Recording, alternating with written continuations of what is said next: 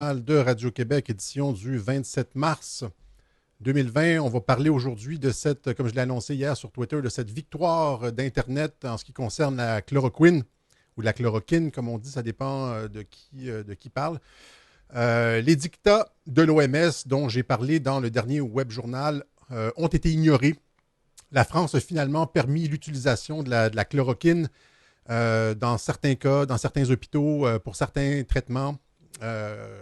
Contrairement à l'avis de l'OMS. Vous comprenez que c'est l'OMS maintenant qui se trouve discrédité. Et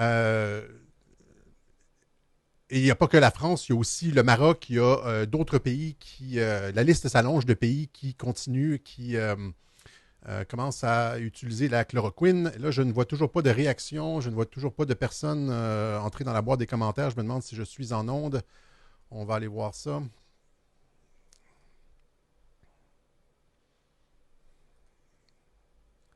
Donnez-moi une seconde. Ça a l'air que je suis en onde. Oui. OK, parfait. Alors, il y a des commentaires sur YouTube. C'est juste que, voilà, ça commence à apparaître. Excellent. Excusez-moi pour ce petit délai. Alors, juste être bien certain que je suis en onde, que je ne parle pas dans le vide. Ça m'était arrivé une fois de parler presque 25 minutes tout seul, sans être en onde. Alors, donc, c'est ça. Ça, c'est une victoire d'Internet. Vous comprenez que les médias étaient contre, l'OMS était contre. La France qui avait retiré la chloroquine de la liste des médicaments facilement accessibles. Elle avait classé comme substance vénéneuse. Vous voyez un peu, là, on ne voulait pas utiliser la chloroquine. Les médias s'étaient attaqués aux médicaments, la chloroquine, alors que c'est utilisé partout. Il y a des recommandations. On m'a envoyé je veux dire, des sites du gouvernement du Québec où on prescrit la chloroquine pour la malaria, toutes sortes de... C'est un médicament qui est bien connu, mais on ne voulait pas. Pourquoi on ne voulait pas utiliser la chloroquine? Ou chloroquine, c'est parce que le scénario qui a été mis de l'avant par les mondialistes, c'est un scénario de confinement d'une fermeture complète de l'Occident, hein, de 6 à 18 mois, c'est-à-dire une fermeture jusqu'à au moins l'élection présidentielle et même possiblement un an de plus par la suite. C'était ça le scénario. Vous allez le voir, là, tous les experts sur lesquels on s'est appuyé pour mettre de l'avant les mesures de confinement, etc., parlaient tous d'un confinement possible de 6 à 18 mois. Hein, c'est-à-dire une destruction complète de la civilisation occidentale et jusqu'à l'élection présidentielle. Hein. Donc, contrôle des médias, vous comprenez, tout ça. Contrôle d'Internet, ça s'en vient, ça aussi, le contrôle d'Internet. Là. C'était d'ailleurs dans les scénarios de Event 201 dont j'ai parlé, le contrôle de l'information des médias, etc. Ils étaient en train de mettre les bases. Pas ils étaient en train, oui, ils étaient en train. Ils sont en train de jeter les bases du nouvel ordre mondial. Je vais vous montrer, on va parler un peu de certaines mesures qui sont mises de l'avant par les mondialistes. Sauf que, évidemment, tout ça a été ils se sont fait damer le pion par Donald Trump et le docteur Raoult avec la chloroquine. Ils ne s'attendaient pas à ça. Et là, le château de cartes on doit attendre 6 à 18 mois pour un vaccin. C'est parce que c'était ça le truc. Hein. C'était il faut que les gens restent à la maison tant qu'il n'y aura pas de vaccin. OK? Et là, ça vient de prendre le bord, puisqu'on a un médicament très facile, bien connu, facilement utilisable, qui donne des résultats spectaculaires, contrairement partout où est-ce que c'est utilisé. C'est pour ça que le nombre de pays qui l'utilisent se multiplie, contrairement à ce que l'OMS disait, contrairement à ce que l'Ordre des médecins, hein, le Collège des médecins du Québec disait, contrairement aussi à ce que le docteur Carignan disait encore une fois récemment à Radio-Canada. Je vous montre le clip. Il n'y a aucun traitement qui a été démontré supérieur aux autres. Il n'y a aucun traitement qui a été démontré comme étant réellement efficace. Donc, ça ne veut pas dire que tout ce qu'on parle n'est pas efficace, mais on doit le tester, on doit l'étudier de façon scientifique et rigoureuse. Alors, rappelez-vous de ce docteur-là, le docteur Carignan, qui nous dit qu'il n'y a pas de médicament qui a fait ses preuves. OK? Que les études ne sont pas concluantes, que ce médicament n'a pas fait ses preuves, etc. Maintenant, c'est un fiasco pour l'OMS et de plus en plus de personnes, alors qu'on voit que Donald Trump dit que ça va être réglé pour le mois d'avril, hein, pour Pâques, on voit de plus en plus les chiffres de l'OMS commencent à être contestés. Il y a des groupes universitaires à Oxford et plusieurs chercheurs qui commencent à se questionner sur les chiffres de l'OMS. On va en parler un petit peu plus tard. Et il y a de plus en plus d'appels à la démission de ce Tedros, je pense que j'ai écrit son nom, Adhanom ou quelque chose comme ça. World Health Organization face calls for leader to resign over coronavirus failure. Alors, de plus en plus de personnes qui demandent sa démission. Le New York Times qui titrait le candidat candidate to lead World Health Organization accused of covering up epidemic. Ça, c'était il y a un certain temps. C'était, je pense que c'était il y a quelques années. Donc, on l'accusait d'avoir couvert une épidémie de choléra en Éthiopie alors qu'il était ministre de la Santé. Vous comprenez, c'est un gars qui, c'est pas un médecin premièrement, on le sait.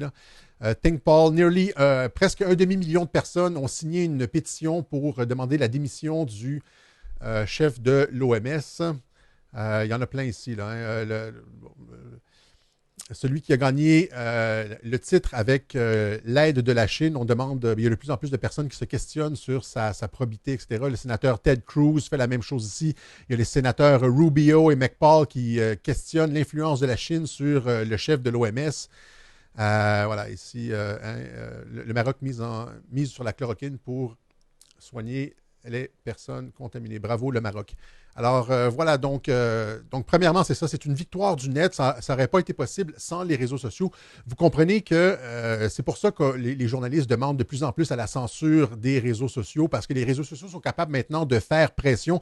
Et c'est exactement ce qui s'est passé lors de l'élection présidentielle de 2016. S'il n'y avait pas eu Internet, s'il n'y avait pas eu des sites de médias alternatifs, 4chan, 8chan, etc., des guerriers digitaux, une armée digitale de citoyens journalistes derrière le président Trump, Trump n'aurait pas gagné. Les médias étaient totalement contrôlés par Hillary Clinton. D'ailleurs, Wikileaks, vous tapez ça, Wikileaks a révélé la liste des journalistes qui collaboraient avec la campagne d'Hillary Clinton, et ce sont tous les gros noms de toutes les grosses chaînes, ABC, NBC, CNN, Washington Post, New York Times, etc. Tous les médias étaient contrôlés par la campagne d'Hillary Clinton. Et la seule chance pour Donald Trump de lui arracher la présidence, c'était de s'appuyer sur Internet. Et les généraux les généraux de l'intelligence militaire qui étaient derrière Donald Trump, je l'ai répété souvent, ce sont des généraux de l'intelligence militaire qui sont derrière la candidature de Donald Trump, notamment le général Mike Flynn, ont dit que c'était justement à cause d'Internet et de l'armée numérique, l'armée digitale du président, les citoyens américains se sont réappropriés le concept d'information. Ont été capables de contourner les médias. Donc, ils l'ont fait durant la campagne, mais après ça, ils ont continué avec l'opération QAnon. J'expliquerai ça, on va expliquer ça dimanche prochain. Dimanche prochain, il va y avoir une émission, j'en fais l'annonce, avec André et Dan Adlumen sur QAnon, parce qu'il y a énormément de nouvelles personnes sur la chaîne qui ne connaissent pas exactement les tenants et les aboutissants de QAnon. On va clarifier ça avec Dan et André dimanche prochain aux alentours de 4 heures. Ça va être au studio, mais ça va être diffusé, je pense, sur toutes les plateformes. Voilà. Alors, je vous montre justement, je sais que je le montre souvent, mais c'est parce qu'il faut qu'on... c'est le vidéo de Mike Flynn qui dit le général de l'intelligence militaire qui est allé chercher Trump essentiellement pour reconquérir les institutions américaines, reprendre le contrôle des mains des mondialistes. Et il explique de quelle façon ils se sont appuyés sur une armée de soldats digitaux pour reprendre le contrôle de l'information aux États-Unis pour contourner les médias. Je vous fais écouter Mike Flynn une dernière fois, parce que ça fait plusieurs fois que je le fais jouer. Vous avez la traduction en bas. As a general, as a retired general, we have an army of digital soldiers. What we are now, what we call, I call them, because this was an insurgency, folks. This was run like an insurgency. This was irregular warfare at its finest in politics. And that story will continue to be told here. But we have what we call citizen journalists. Okay? Because the journalists that we have in our media did a disservice to themselves, actually more than they did to this country. And so the American people decided to take over the idea of information. They took over the idea of information, and they did it through social media. Et c'est exactement ça que le peuple français a fait. Le peuple français a pris le contrôle de l'information, ont partagé les informations sur la chloroquine, sur les médias. Les vidéos du Dr Raoult sont devenues virale. Vous comprenez là, que c'est ça qui a fait pression finalement sur le gouvernement français et qui l'a fait chuter. Donc, c'est comme ça, c'est la stratégie qu'on doit adopter. On doit contourner les médias, on doit faire pression, partager l'information. Et ça, ah oui, c'est merde, c'est ça qui manquait. Ah, voilà. Je savais qu'il manquait quelque chose. Je ne sais pas si je suis capable de le mettre en ondes. Justement, j'avais une citation de Jacques Attali qui disait, je l'ai ici, voilà, qui explique toute la situation. Okay? L'Internet représente une menace pour ceux qui savent et qui décident, parce qu'il donne accès au savoir autrement que par le cursus hiérarchique. L'Internet représente une menace pour ceux qui savent et qui décident, parce qu'il donne accès au savoir autrement que par le cursus hiérarchique.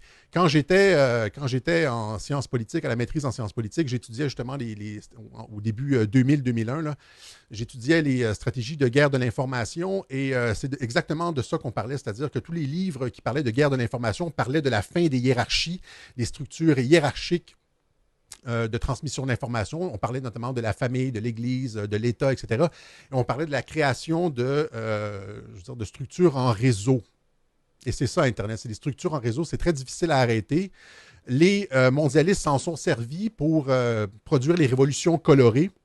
Mais là, ce qui se passe, c'est que les généraux de l'intelligence militaire américaine ont utilisé le concept de guerre de l'information, non pas pour faire des révolutions colorées dans les pays, en Azerbaïdjan, etc., en Ukraine, etc., mais dans leur propre pays, aux États-Unis, contre l'establishment.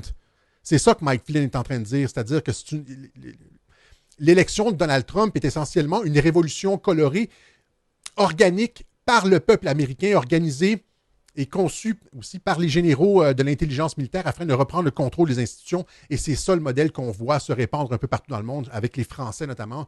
C'est la guerre de l'information. Voilà. Alors, donc, on demande la démission de ce directeur de l'OMS. Les chiffres maintenant de l'OMS qui sont de plus en plus critiqués, je vais vous montrer une couple. Il y a de la résistance, hein, cependant, à cette annonce de Donald Trump. Vous voyez ici, c'est tout ça ici? Non, c'est ça ici.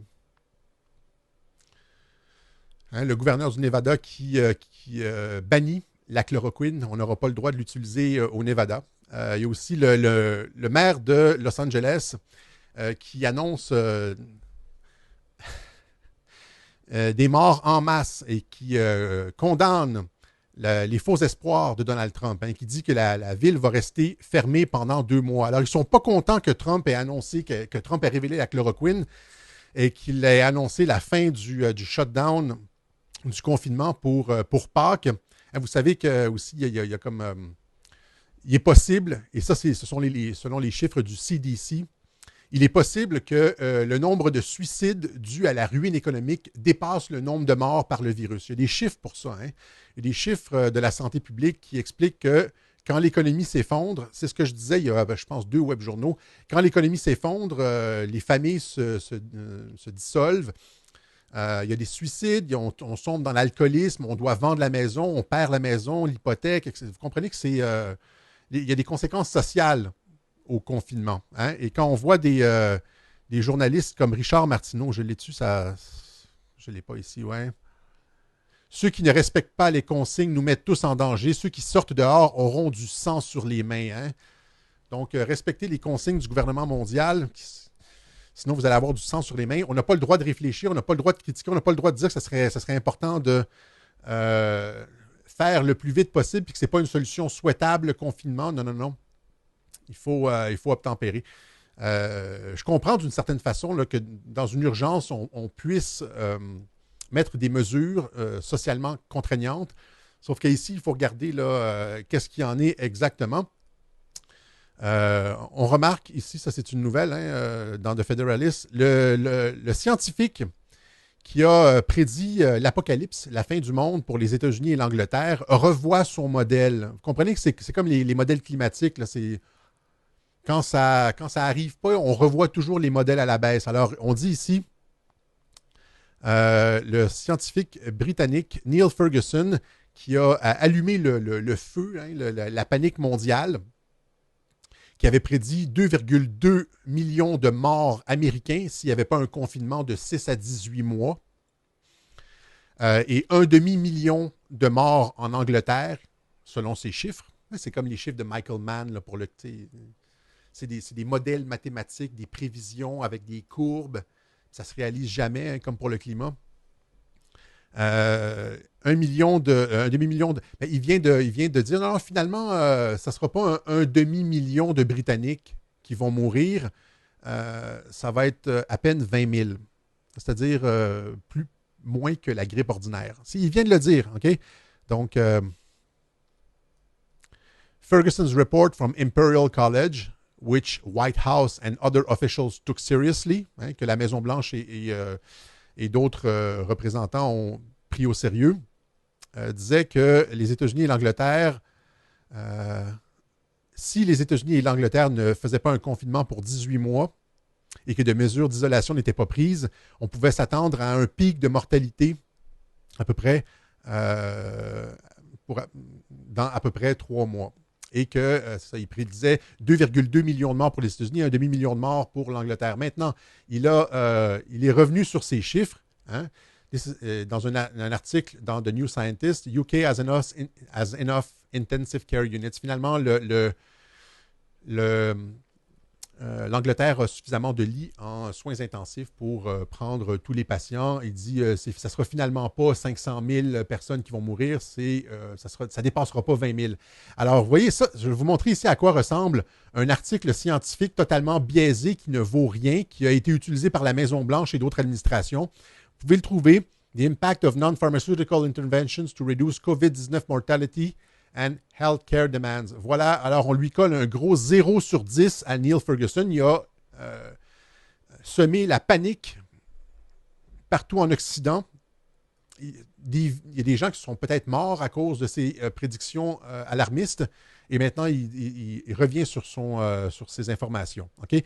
Ferguson said the current strategy was intended to keep transition of the virus at low level until a vaccine was available. C'est ça. Donc, sa stratégie de confinement pendant 18 mois, c'était on va confiner tout le monde pendant 18 mois jusqu'à temps qu'on trouve un vaccin. C'est ça, c'était ça le plan. Hein? Jusqu'à temps qu'on puisse défaire Donald Trump à la présidentielle. Ça allait prendre de 12 à 18 mois. Hein? Ferguson acknowledged it was impractical to keep UK in a lockdown for so long, especially because the impact on the economy will be paying for this in decades to come. Et là, on dit the UK deaths from the disease are now unlikely to exceed 20 000. Ils ne dépasseront pas 20 000, he said, and could be much lower. Voilà. Alors voilà, une étude biaisée qui a fait paniquer tout le monde. La plupart des études c'est comme ça, hein, c'est des prédictions apocalyptiques. Il n'y a pas que lui. Il y a les chiffres de l'OMS qui commencent à être remis en cause. A fiasco in the making. As the coronavirus pandemic takes hold, we are making decisions without a reliable source. C'est ça. Attendez, j'avais un autre article. Ça, c'est pas le principal. Est-ce que je l'ai ici? Oui, c'est celui-là ici. Oxford-based group stops using World Health Organization data for coronavirus reporting, citing errors. Alors, un groupe de recherche basé à Oxford arrête d'utiliser les données de l'OMS sur le coronavirus parce qu'il cite une certaine quantité d'erreurs. Les chiffres sont imprécis. Our World in Data, an online publication based at the University of Oxford, à l'Université d'Oxford, a annoncé mardi qu'il avait arrêté de se fier aux données de l'OMS pour ses modèles, pour ses prédictions, citant des erreurs et d'autres facteurs. Hein? Il dit les données collectées jusqu'à maintenant sur la quantité de personnes infectées et sur la façon dont l'épidémie évolue sont totalement unreliable, sont absolument pas fiables, said John P. Loanis. Okay? Il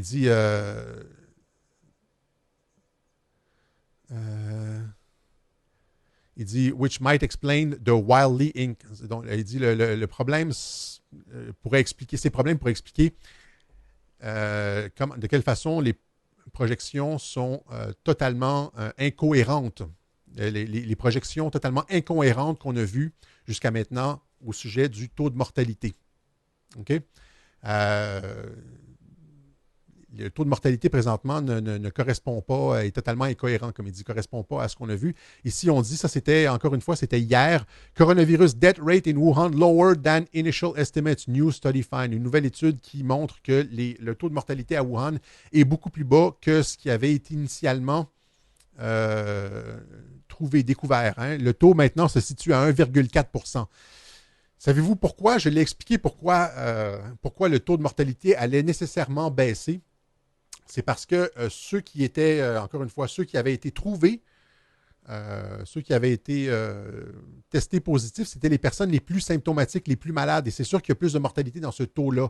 Plus on fait de tests, plus on teste de personnes, plus on trouve d'infectés, plus le taux de mortalité baisse. OK? Alors, c'est ça qu'ils ont fait à Wuhan. Ils ont continué à tester et là, le taux de mortalité descend. Maintenant, il y a ce chercheur qui dit que les chiffres sont un fiasco. Les chiffres de l'OMS sont un fiasco. A fiasco in the making. As the coronavirus pandemic takes hold, we are making decisions without reliable data. On prend des décisions sur des données qui ne sont pas fiables, qui sont préliminaires, qui ne sont pas fiables, des estimés qu'on réévalue, vous comprenez? Donc, on comprend comment l'Italie calcule ses chiffres. Et là, on a pris un ensemble de décisions. Il n'y a jamais eu une décision aussi drastique que celle qui a été prise par les gouvernements occidentaux, qui leur a été imposée pour beaucoup là, par l'OMS, de fermer complètement la civilisation occidentale sur des données préliminaires peu fiables. Okay? Alors, le chercheur dit justement que le taux de mortalité de 3,4 % est évidemment meaningless, n'a aucun sens, ne vaut rien. Hein? Parce qu'on l'a calculé sur des personnes qui sont très, très, très infectées et donc susceptibles de mourir. Il dit exactement ce que je dis. Et il dit plus loin aussi, par exemple, il prend le cas du Princess, Diamond Princess, le bateau.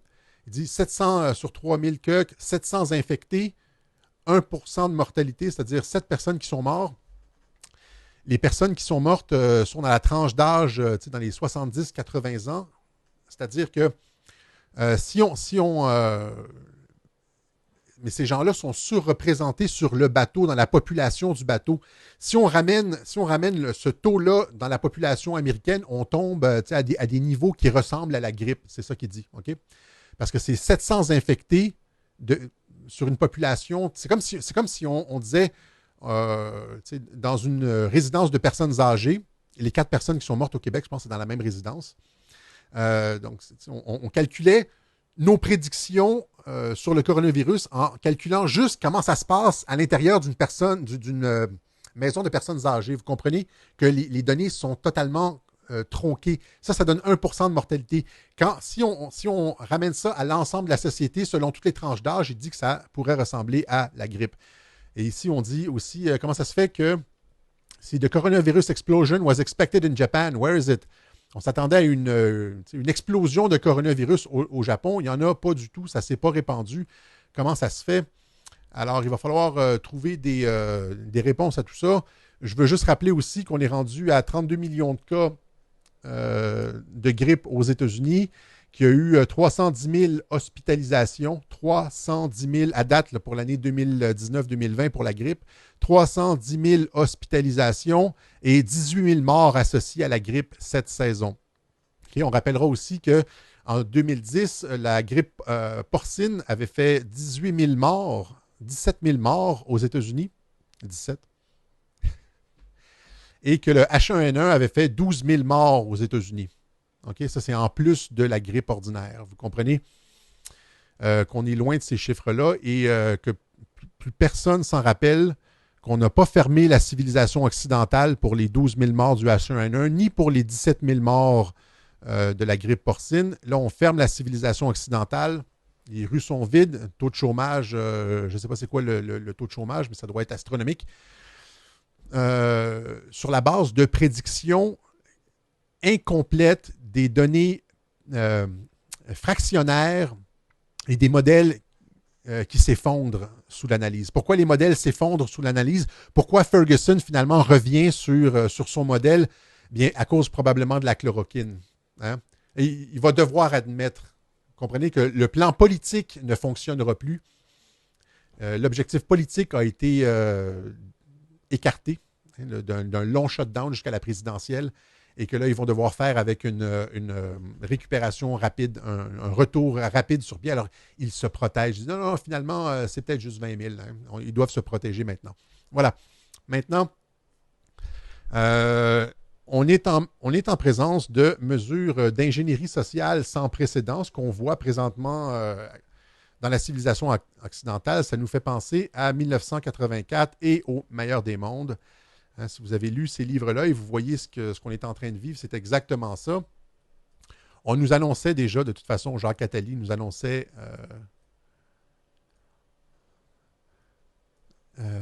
dans la revue L'Express du 7 au 13 mai 2009 que la peur allait nous faire avancer et que cette peur d'un virus allait nous permettre de mettre en place un gouvernement mondial.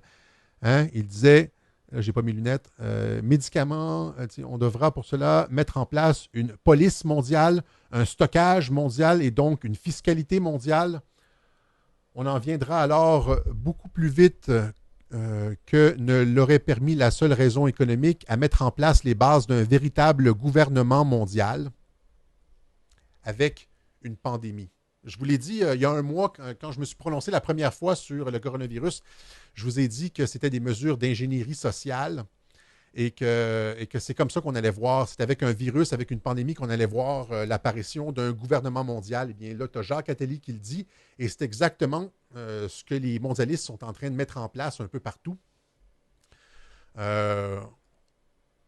On parle de plusieurs mesures, comme j'ai dit, de vous traquer avec de vous pister avec votre téléphone cellulaire. Les gens acceptent ça. Hein. Le virus fait tellement peur que les gens se soumettent. Hein. C'est-à-dire que votre téléphone cellulaire devient essentiellement comme un bracelet électronique. On vous traque. Ici, LCI, coronavirus, 8 opérateurs européens, dont Orange, vont fournir les données de localisation de leurs clients. Fini la vie privée, vous comprenez? C'est-à-dire qu'on est capable, avec l'urgence sanitaire, de mettre fin à tous vos droits. Vous allez être pisté. Si vous êtes 2 dans la même pièce, vous allez recevoir une amende. Analyse des données, vos données de santé aussi. Hein, dans le cas de la France, il n'est pas seulement question d'analyser les données de flux. L'Élysée réfléchit à l'opportunité d'identifier les personnes en contact avec celles infectées par le virus. C'est-à-dire que sur votre téléphone cellulaire, si vous avez été répertorié comme touché par le virus, ceux qui sont autour de vous vont aussi être identifiés. C'est-à-dire que c'est un contrôle absolu. Okay? Et j'ai toujours dit, bien que les mesures semblent, on pourrait être d'accord avec ça, ouais, pour arrêter la contagion, etc. Mais je vous ai toujours dit que les mesures passent quand elles ne passent que lorsqu'elles semblent logiques. Et c'est certain qu'on n'allait pas imposer ça du jour au lendemain, c'est-à-dire le traquage cellulaire, etc. Hein, des lois draconiennes comme celle-là du jour au lendemain. Ça allait prendre une bonne raison, comme le dit Jacques Attali, une bonne pandémie pour mettre ça en place. Et il le savait. Il le savait. Fauci, hein, je voulais expliquer Fauci qui disait, c'est-à-dire le principal, l'homme en pointe du CDC américain sur les questions de pandémie. Il l'avait dit, je vous en ai parlé, il y a 2 webjournaux, hein, que Donald Trump allait faire face. Fauci said the Trump administration will not only be challenged by ongoing global health threats, such as influenza, but also a surprise disease outbreak. C'était en 2017. Hein. Il l'avait bien annoncé, la pandémie, c'est-à-dire c'était avec préméditation, encore une fois. Et il savait donc, les mondialistes qui savent qu'on va se soumettre avec un virus. C'est le virus qui fait en sorte que les gens acceptent tout. OK? Là, il y a un clip intéressant justement sur Fauci, qui est un ami d'Hillary Clinton, un admirateur d'Hillary Clinton. On ne sait pas ce qu'il fait encore dans l'administration Trump. C'est une taupe, là.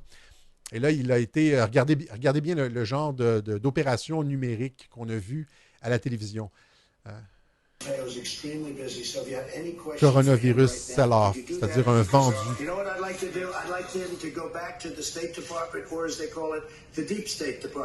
Oui, c'est juste en dessous de son nom, comme une plaque de police presque. Coronavirus sell-off. Ça, c'était au moment où Trump a dit qu'il allait retourner au département d'État, ou comme il l'appelle, l'État profond. Fauci a trouvé la remarque bien drôle. Il s'est gratté la tête, il rigole, il s'est gratté la tête. Quel son, il doit se dire. Et regardez en bas, coronavirus sell-off. Alors, données de géolocalisation, vous allez l'accepter, le bracelet électronique. Les policiers encouragent la dénonciation des bris de confinement. Vous allez comme dans 1984, le meilleur des mondes, vous allez dénoncer vos voisins, dénoncer vos parents. Quelqu'un est revenu de voyage, il va s'acheter de la nourriture. On l'a vu, c'était une nouvelle, là, les snowbirds qui vont s'acheter de la nourriture, dénoncer, comprenez? On montre, comme les systèmes chinois, là, d'ailleurs, c'est ce qu'on dit ici dans le 20 minutes. La méthode est déjà appliquée en Chine où, pour circuler dans certains endroits, les citoyens doivent présenter leur QR, code médical, via une application. C'est le contrôle digital des gens. Sinon, dénonciation. Coronavirus, pays de l'Orient, plus de dénonciation en ville qu'à la campagne. Les gens en sont rendus là. Ils ont tellement peur du coronavirus. Hein?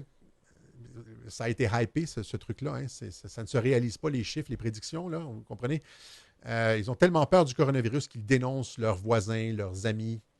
Ils acceptent la géolocalisation, possibilité de traquer les contrevenants de la pandémie. Les contrevenants de la pandémie. Vous comprenez?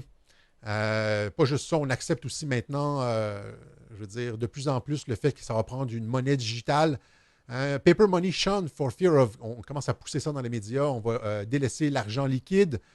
On dit aussi ici, ça, je pense que c'est Business Insider, que la monnaie, les pièces de monnaie transportent le virus mieux que l'argent papier, disent certains experts. Et là, ici, c'est est-ce que l'argent peut transmettre le coronavirus? L'Organisation mondiale de la santé dit qu'on devrait préférablement utiliser les paiements numériques sans mentionner que quand tu fais le code, si tout le monde fait le code sur le truc, quand tu rentres ton numéro d'identification, mais ça aussi, ça peut transmettre le virus, mais poussé par l'OMS. Donc, l'OMS a nié, a nuancé par la suite. Là, j'ai lu des trucs où est-ce que l'OMS a nuancé, mais voyez un peu, donc, ce qu'on essaye de mettre en place. Est-ce qu'il y a autre chose? Il y a aussi autre chose, c'est ça, c'est...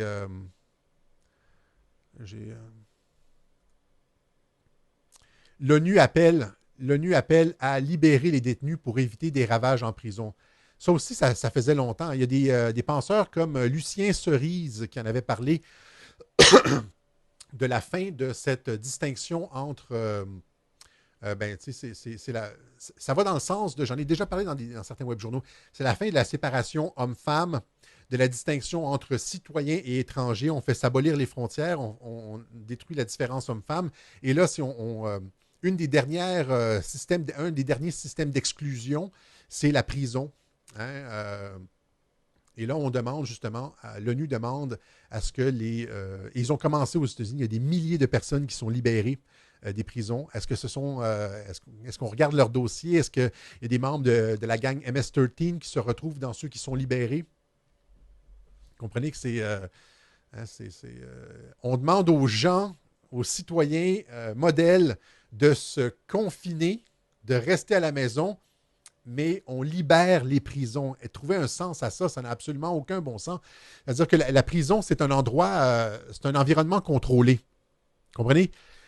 Si tout le monde reste dans sa cellule, c'est facile d'appliquer des règles de confinement dans une prison. Hein. Tu dis, tu peux faire sortir certains prisonniers, 35 prisonniers maximum à telle heure, un autre 35 prisonniers à une autre heure. C'est facile de gérer un confinement en prison, mais c'est pas ça. Là. C'est l'endroit probablement le plus facile à gérer un confinement, mais c'est pas ça.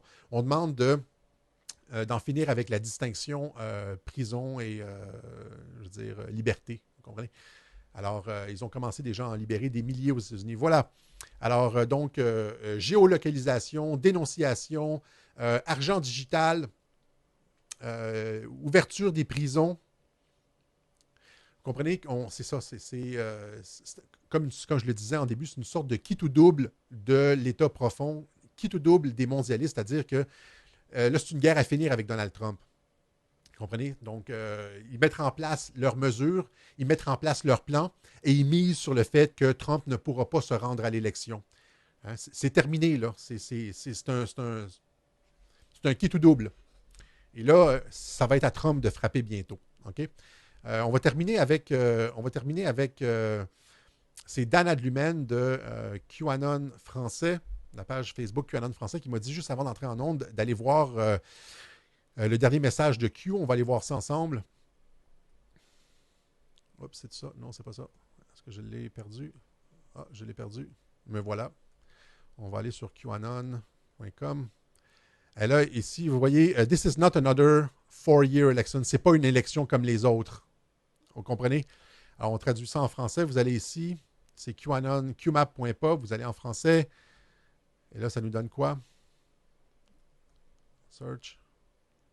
Ça n'a pas été traduit encore. Donc, This is not another four-year election. Ce n'est pas une élection comme les autres. Si on clique sur le lien qui nous demande d'aller voir, ça annonce certaines mesures qui sont prises par le président Trump. C'est Iron Belly. This is huge. C'est gigantesque. Les mesures qui ont été mises en place, je n'ai pas eu le temps de les regarder rapidement, là, mais ça nous envoie sur un texte de Yahoo Finance qui dit essentiellement les mesures qui sont mises en place proposent essentiellement une fusion de la Réserve fédérale et du département du Trésor en une seule organisation. Et Q a toujours dit que la Fed allait devoir être réformée. Et pour réformer quelque chose comme la Fed, ça prend une crise comme celle qu'on vit actuellement, probablement un reset financier, un retour à un étalon or ou quelque chose comme ça. Voilà. Alors, on va remercier les personnes qui ont fait des contributions au Web Journal de Radio-Québec. Il en manque, hein, ce ne sont pas tous ceux qui ont fait une contribution. Donc, merci à Marcel Savard, Jean-Paul Mance, Linda Gambelou-Paster, Gilles Piazza, Patrick Émérite Morin, Aurélie Ejna, Marc Coulombe, Nelly Jamet. Alors, merci à vous tous. Merci à Sabine Becker, Papa Dioullecom, Martin Delaurier, Ozzy Mandiaz, Jean-François Labrie, Mario Vincent, Vintage Zalen, Sylvie Tondou, Lise Karine Bertorello, Sylvie Muller, Marie-Christine Rubillard, Joël Guittard, Peinture de figurines, encore une fois, merci. Evelyne Chambon, Sébastien Jambou, Hussard de France, merci à vous. Merci à Nicole No, Christian Dufour, Quentin Dourlou, Régent Gamache, Marie-Claude Galipo-Leduc, Nicole Holzer, Xavier Smag et Céline Gervais. Merci beaucoup si vous voulez faire une contribution au Web Journal de Radio-Québec pour nous continuer à gratter ces histoires et à vous donner une version différente de celle des médias. Voici l'adresse postale Alex Cossette Trudel, casier postal 32017 Saint-André, Montréal, Québec, H2L4Y5. Sur PayPal, paypal.me/Alex Cossette et Alex Cossette Trudel 1@gmail.com pour les virements Interact. Voilà. Alors, là, il y a un journaliste de... On va prendre les... il y a un journaliste de la presse qui veut faire une entrevue avec moi. Là, j'ai l'impression que c'est un piège. Je vais lui répondre ce soir. Vous avez vu ça. Je l'ai partagé sur Twitter et sur YouTube. J'étais encore une fois un peu plus fatigué qu'à l'habitude dans ce web journal. Je m'en excuse. Maintenant, question commentaire. J'ai ma boîte de commentaires ne fonctionnait pas apparemment aujourd'hui. Je ne sais pas pourquoi. On va aller voir sur YouTube. C'est plus facile pour moi. Je m'en excuse. Donc, qu'est-ce que ça nous donne? L'affaire Maduro, je vais regarder encore. C'est très, très gros. Je me donne un petit temps de réflexion. C'est toujours mieux de ne pas réagir à chaud.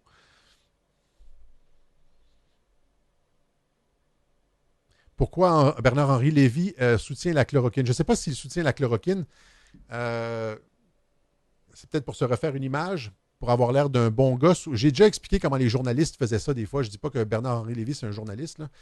Mais comme Patrick Lagacé, etc. C'est-à-dire qu'il va adopter des positions intenables. Loïc Tassé, plusieurs d'entre eux vont avoir des positions totalement biaisées, intenables, de manipulation de l'opinion. Et là, une fois de temps en temps, ils adoptent une position très, très, très populaire pour se refaire une petite crédibilité. Vous comprenez? Je l'ai dit pour Lagacé, je l'ai dit pour Loïc Tassé, ça vaut peut-être dans ce cas-ci pour Bernard-Henri Lévy. Il y a tellement un engouement pour la chloroquine qu'il essaie de se faire du capital politique. Vous comprenez? C'est déjà réglé. Il sait que c'est déjà réglé.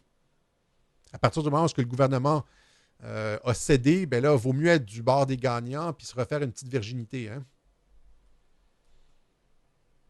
Je ne sais pas si c'est ça. Oui, c'est un philosophe. Euh,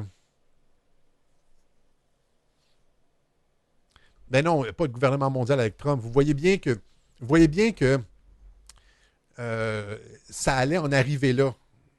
Avec tout ce qu'ils ont dit sur ce qu'ils ont fait pour torpiller la campagne de Donald Trump, que j'ai documenté depuis 2 ans sur Radio-Québec, hein, cette histoire de collusion avec la Russie, ils ont tenté par tous les moyens de s'en débarrasser, de le destituer, de faire chuter son taux d'approbation. Hein, les enquêtes du Congrès, l'enquête Mueller, ils ont tout fait. Ils pensaient à... J'ai tout expliqué ça. Ils ont vraiment mis le paquet pour essayer de le destituer. Après ça, ça a été l'impeachment. Quand Mueller n'a pas fonctionné, c'est l'impeachment. Et là, vous le voyez que c'est qui tout double. Là. Vous voyez qu'ils font tout pour arrêter Donald Trump, y compris cette histoire-là.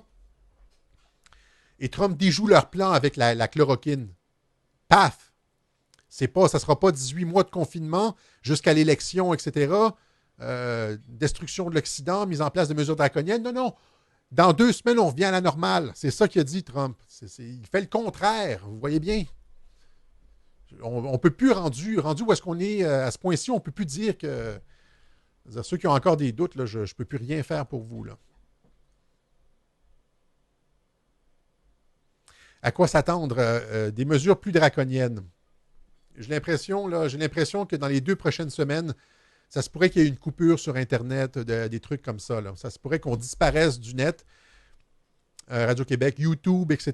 Je rappelle que Trump a, encore une fois, je ne me rappelle pas du nom, là, le Production Powers Act, hein, qui donne le droit, avec l'état d'urgence, qui donne le droit au président de prendre le contrôle de certaines compagnies pour assurer le bien-être de la nation. Trump a des pouvoirs extraordinaires depuis l'état d'urgence. Alors, si YouTube, Facebook, etc. ferment le net, Trump peut prendre le contrôle. Mais ça se peut que pendant quelques jours, il y ait un blackout des informations sur Internet. S'il y a un blackout des informations sur Internet, si l'Internet coupe, c'est une très bonne nouvelle. Ayez pas peur. Soyez pas terrorisés chez vous parce que l'Internet ne fonctionne plus. Là. C'est une très bonne nouvelle. C'est-à-dire qu'on a gagné essentiellement. OK? Ils ont tout raté. Ils ont tout échoué. C'est une bonne nouvelle. On attend juste cette coupure du net. Ça veut dire que le président a gagné. OK? Alors, pas de crainte de ce côté-là. Si Radio-Québec disparaît, pas de crainte, c'est qu'on a gagné. OK? Ça se pourrait que ce soit très rapide, hein, cette coupure du net. Dans 2 jours, le 29, on a notre émission QAnon avec André et Dana de Lumen. On va faire un petit peu, parce qu'il y a tellement de nouveaux abonnés sur nos chaînes, sur les pages des personnes d'Europe qui n'ont pas suivi ça depuis le début. On va faire un peu le tour de la cour. On va essayer de faire un résumé de tout ça. On fera des signaux de fumée, oui, c'est ça. Merci, Joby Joba. On remercie aussi les modérateurs, Joby Joba, Melvin Rocky, Roddy Le Cid et Alex Sator. Alex a toujours raison, qui a une chaîne YouTube lui aussi. Si vous cliquez sur l'avatar de Alex, vous allez tomber sur sa chaîne YouTube. Il fait des commentaires sur ce qui se passe en France. Alors, on vous invite à aller le visiter.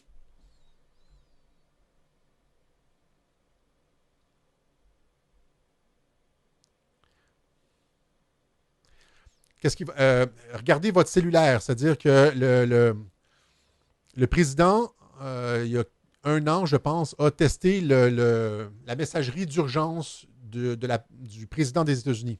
Le système le Emergency Message System de la Maison-Blanche. C'est-à-dire, par exemple, c'est un signal que tout le monde va recevoir qui va vous donner les informations. Alors, regardez sur votre cellulaire. Vous allez recevoir un message d'urgence du président qui va vous expliquer probablement les opérations en cours. OK? Un blackout, c'est la meilleure chose qu'on pourrait souhaiter.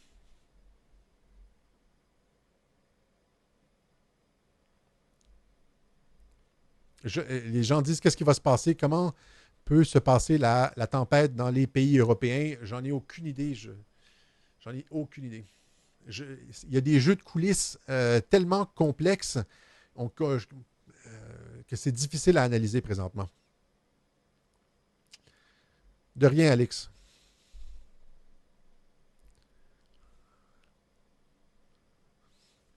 Comprenez les mondialistes n'allaient jamais laisser Trump montrer les vidéos de ce qui se passait dans les catacombes sous l'île d'Epstein. Trump a les vidéos de tout le gratin hollywoodien, les Bill Gates qui a pris l'avion pour se rendre jusqu'à l'île d'Epstein, Oprah Winfrey, etc. Vous comprenez, toute la gang, Ellen DeGeneres, hein, les vidéos de pratiques sordides. Oubliez la pédophilie, là. C'est rien comparé à ce qu'on avait sur les vidéos de Jeffrey Epstein, ce qui se passait sous son île, dans les catacombes. Okay? J'ai fait une vidéo là-dessus. Trump, Assange et le Pizzagate. Où est-ce que j'en parle un peu, là? Je peux aussi vous recommander d'essayer de télécharger mes vidéos sur YouTube. OK? Je vais vous montrer ça ici. Où est-ce que j'ai mis ça? QAnon ici. OK, regardez ça. Alors, téléchargez la vidéo. Ici, ça s'appelle Y2Mate. Regardez ici, vous tapez y2mate.com. Bloqué. Et là, vous tapez ici, mettons, vous allez sur une chaîne YouTube, vous allez, mettons, sur ma chaîne. Et là, vous prenez une vidéo, vous allez copier en haut l'adresse, comme ça. Vous retournez sur téléchargeur, vous copiez ici. Et là, vous avez des options de téléchargement. Télécharger. Et là, vous avez des petites annonces. Ça va finalement télécharger la vidéo. Et vous allez pouvoir archiver toutes les vidéos de Radio-Québec comme ça. OK? Il y a plusieurs sites pour télécharger les vidéos. Au cas où on disparaisse, là, vous allez pouvoir faire ça au moins avec les meilleures vidéos, vos préférés. Vous avez ça ici en bas. Chloroquine, vous voyez, ici en bas, il y a comme un décompte, là. Ouverture dans 1 minute, et puis après ça, vous téléchargez ça sur votre bureau. Voilà. Quoi d'autre? Les chiffres de pic de mortalité des années précédentes. Je me rappelle avoir fouillé pour l'Italie. L'Italie, ça oscillait entre 14 000 et 20 000, les morts pour la grippe. Les États-Unis, ça oscille, je pense, ça oscille entre 18 000 et 80 000 morts par année pour la grippe.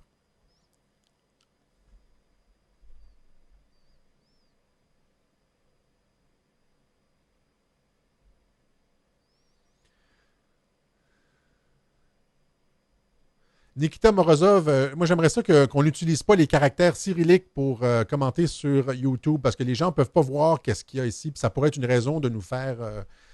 s'il vous plaît, n'utilisez pas les caractères cyrilliques, là. Tapez en français ou en anglais à la rigueur, mais pas en russe avec des caractères cyrilliques. À moins que vous n'ayez pas le choix, là, mais je ne préférerais pas. Bon, quoi d'autre?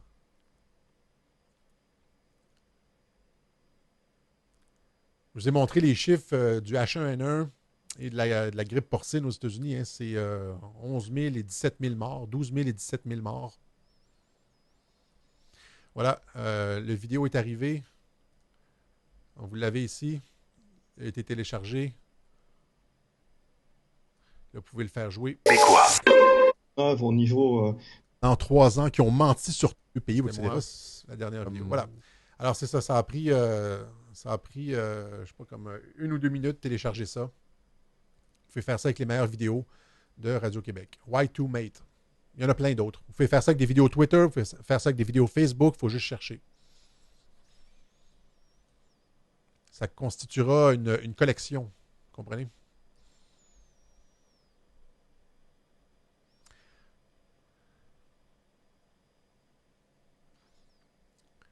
QAnon qui parle de suspension de l'habeas corpus aussi, hein, pour des cas comme trahison.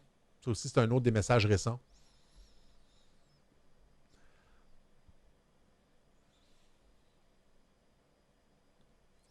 Que se passe-t-il à New York? Il y a beaucoup de morts, ouais. Il faudrait voir la façon dont les morts sont enregistrés. J'ai vu des tweets là-dessus. Je ne vais pas aborder la question. Là. Je veux pas qu'on qu'on m'accuse de quoi que ce soit. Là. Il faut regarder la façon dont les entrées, comment on entre les chiffres dans les dossiers d'hôpitaux. Hein, vous vous rappelez, avec l'Italie, hein, c'est la façon de comptabiliser qui expliquait la quantité phénoménale de morts. Mais c'est probablement quelque chose comme ça à New York aussi.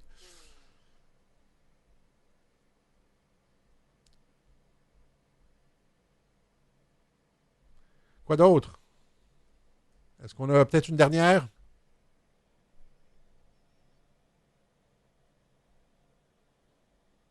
Non.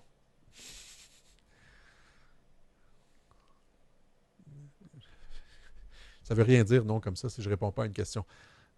Ouais, tout le monde veut que je refasse le geste, mais non. Non, non, non. Pas de code de maille non plus pour l'instant. On va attendre que la pandémie passe. Tu sais, je veux pas trop jouer. Je veux pas. C'est très, très léger comme truc. Tu sais, se déguiser comme ça en riant, mais peut-être après, on le fera quand l'épidémie sera passée. Peut-être pour Pâques, peut-être. Ouais. Pour Pâques, peut-être. Alors que les églises seront pleines.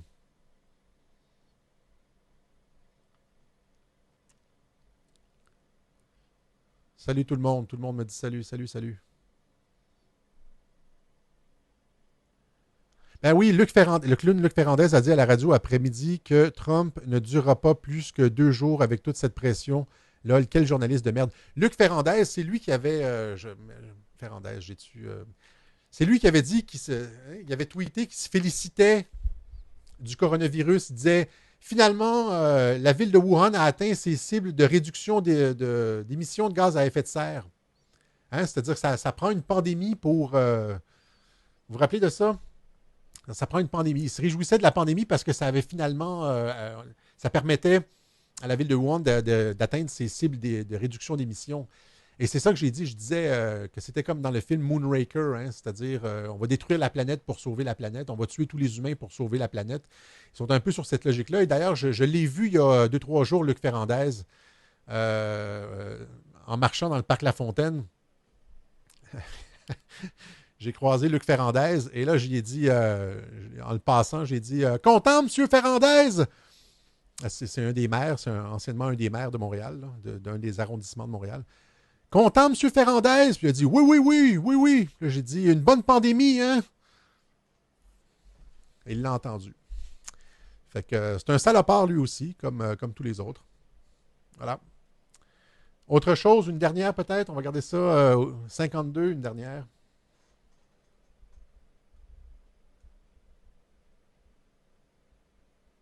J'habite à Marseille et j'ai été guéri par la chloroquine.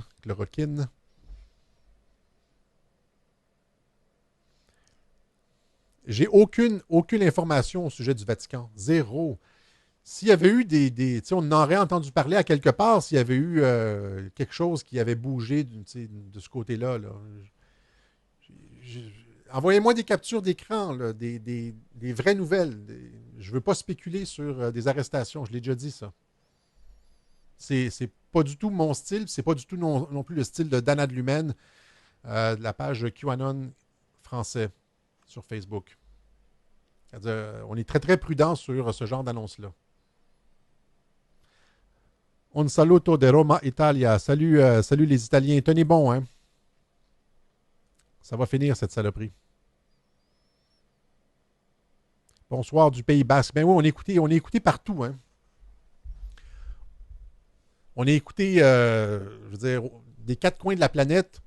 Hommes, femmes, il y a des personnes de toutes les orientations sexuelles qui nous écoutent, des personnes de toutes les religions, des musulmans, des juifs, des chrétiens, il y a des bouddhistes qui nous écoutent. On salue tout le monde. Hein? C'est where we go one, we go all, comme on dit. On va se réapproprier nos pays des mains des mondialistes. OK? Tous ensemble. On va sortir de la corruption. Vous vous rappelez mon spécial du jour de l'an, mon spécial de Noël ou du jour de l'an, je parlais de toutes ces révolutions partout dans le monde. Le monde était en ébullition. Il y avait des manifestations contre la corruption, contre les gouvernements partout dans le monde. Je vous avais montré un petit clip de Radio-Canada qui en parlait. Bien ça a été réglé avec le coronavirus. Ça, c'est un autre bon coup des mondialistes. Là, ça a été... ils ont mis fin complètement à toute contestation. La contestation grandissante dans le monde. Hein. L'attentat, l'incendie de Notre-Dame n'a pas été suffisant pour arrêter les Gilets jaunes.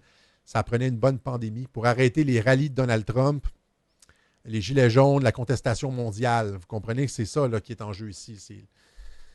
C'est ça le résultat. Puis là, comme j'ai dit, les mondialistes maintenant jouent à quitte ou double. Ils mettent en place toutes les mesures qu'ils avaient prévues auparavant, dans les années précédentes. Là. Ils avaient prévu un ensemble de mesures, là, géolocalisation, dénonciation, fin de l'argent liquide, libération des prisons. Ils sont tous en train de mettre en place. Le plan est comme à la demande de l'ONU. Là, vous comprenez, c'est le nouvel ordre mondial agit, là, mais est en train de mettre en place son plan. Puis là, il va falloir que Trump bouge. Là.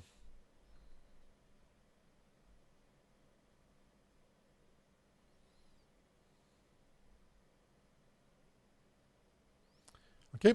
Alors, on va se donner rendez-vous ce dimanche aux alentours de 4 heures. Je pense qu'André a partagé ça pour 4 heures de l'après-midi.